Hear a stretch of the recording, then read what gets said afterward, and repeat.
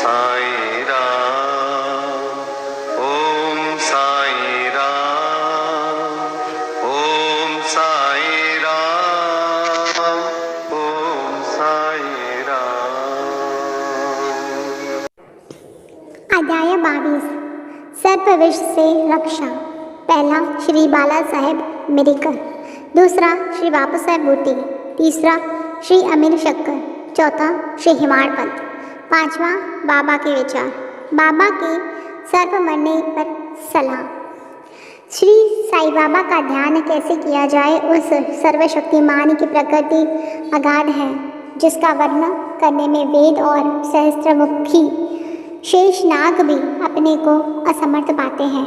भक्तों की रुचि स्वरूप वर्ण से नहीं, उनकी तो दृढ़ धारणा है कि आनंद की प्राप्ति केवल उनके श्री चरणों से ही संभव है।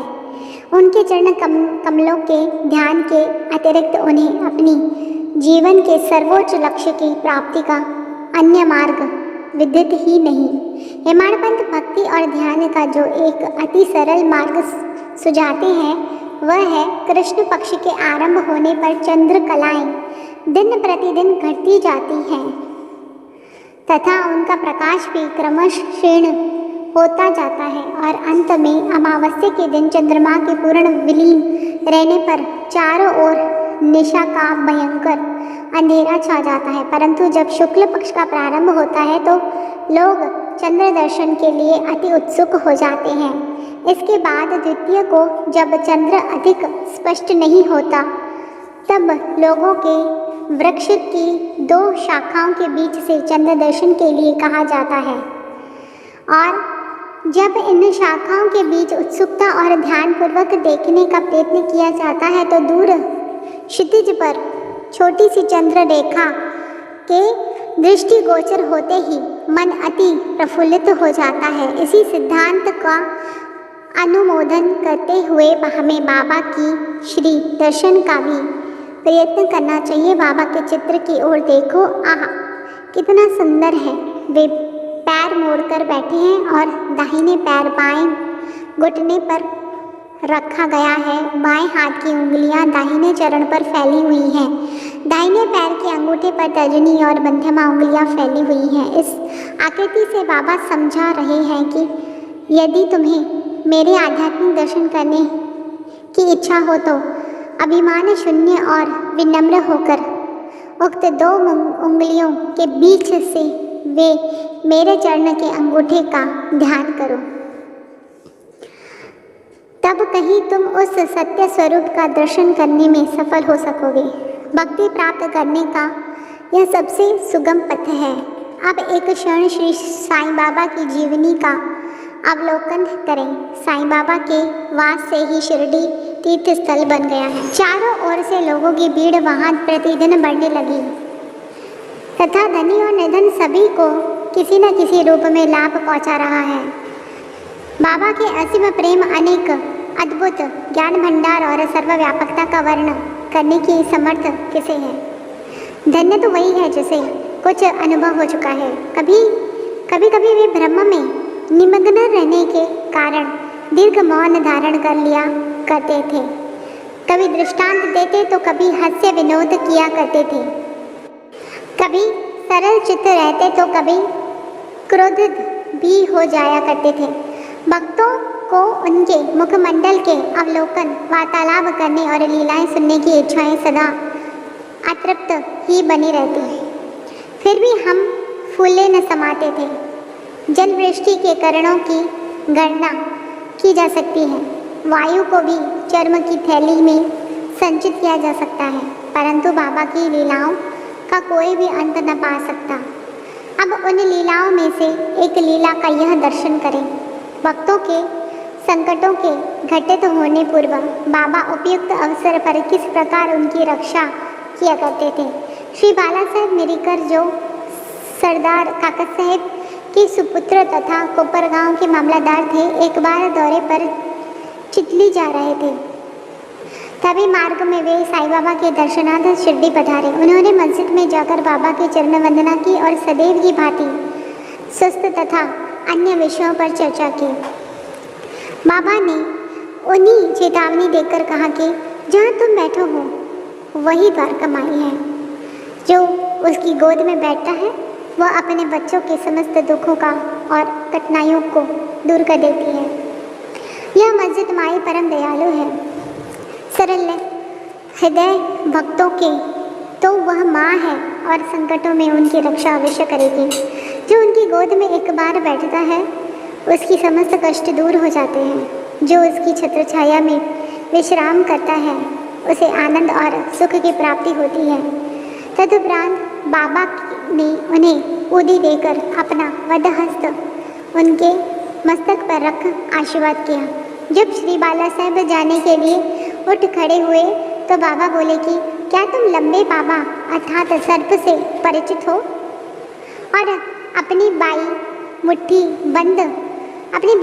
बंद कर उसे दाहिने हाथ की कुहिनी के पास न जाकर दाहिने हाथ को सर्प के सदृश हिलाकर बोले कि वह अति भयंकर है, परंतु द्वारका माई के लालों का वह कर ही क्या सकता है। जब स्वयं द्वारका माई उनकी रक्षा करने वाली है तो सर्प की सामर्थ्य ही क्या है।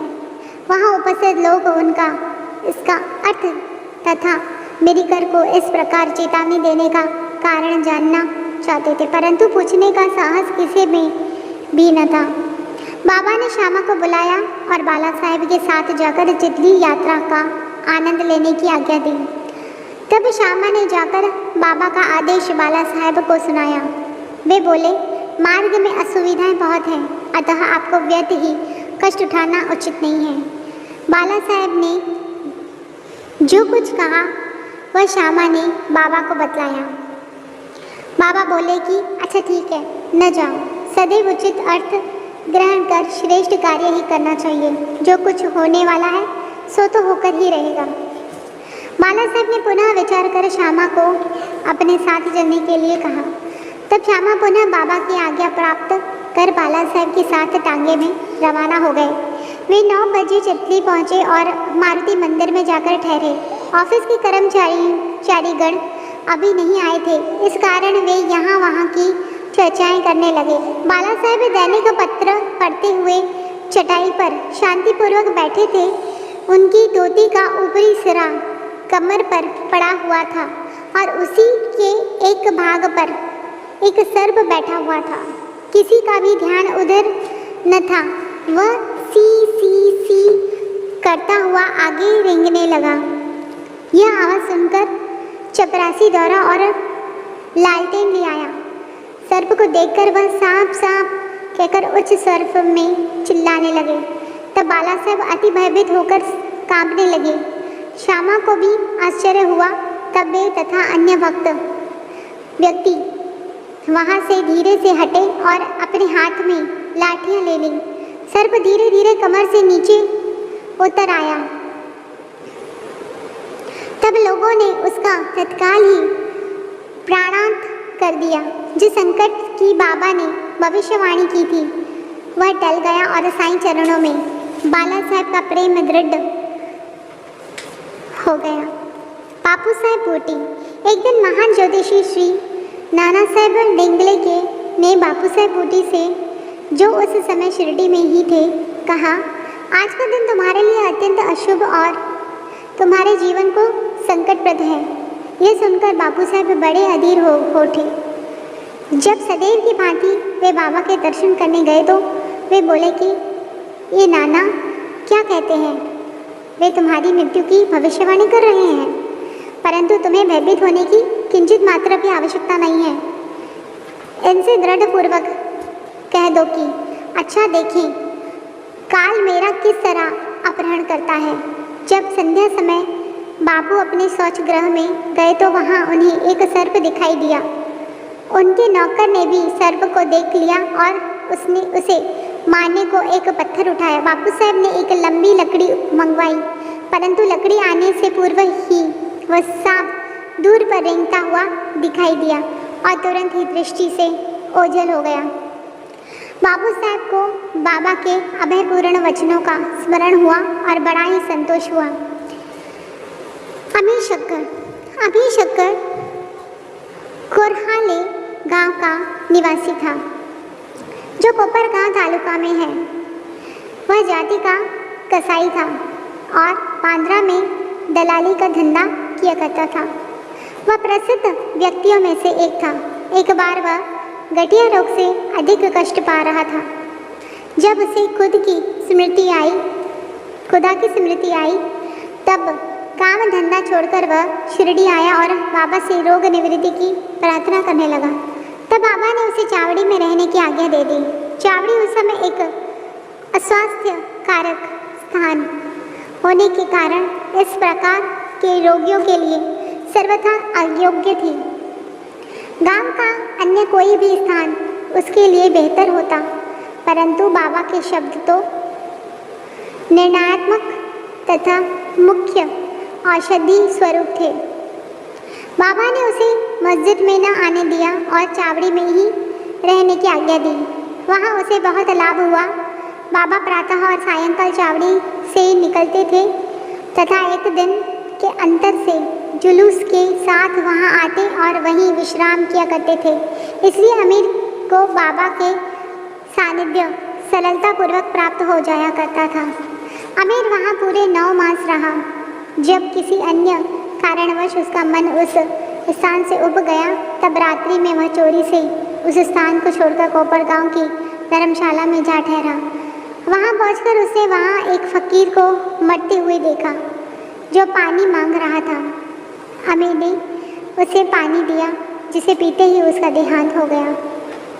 अब अमीर किंग कर्तव्य विमूढ़ हो गया।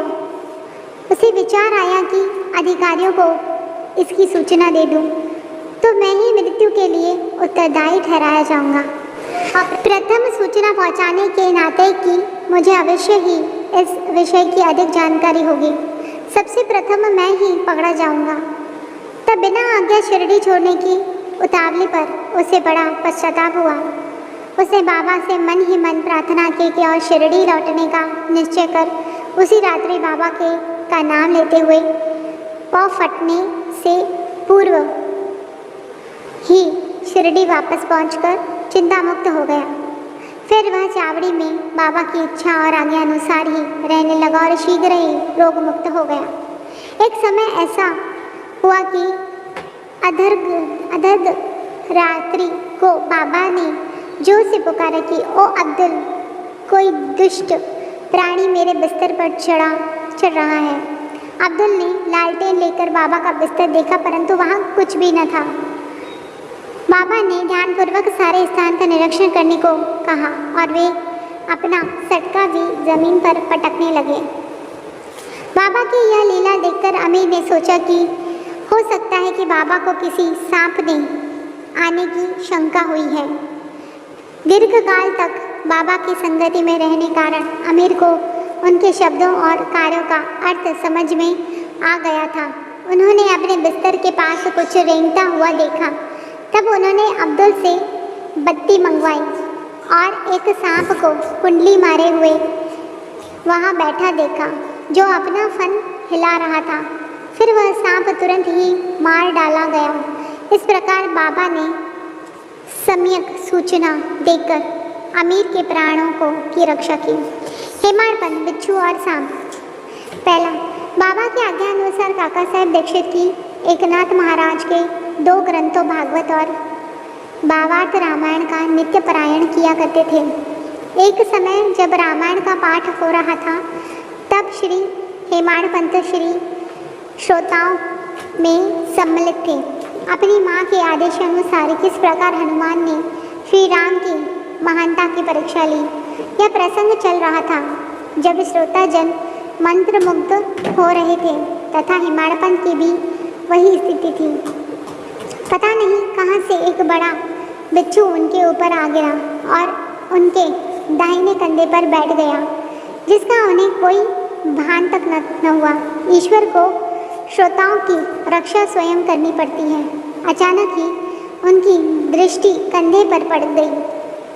उन्होंने जब बिच्छू देख लिया, वह मृत प्राय सा प्रतीत हो रहा था, मानो वह भी कथा के आनंद में तल्लीन हो हरी इच्छा जानकर उन्होंने श्रोताओं में बिना विघ्न डाले उसे अपने धोती के दोनों सिरे मिलाकर उसमें लपेट लिया और दूर ले जाकर बगीचे में छोड़ दिया। दूसरा, एक अन्य अवसर पर संध्या समय काका साहिब वाड़े में ऊपरी खंड में बैठे हुए थे।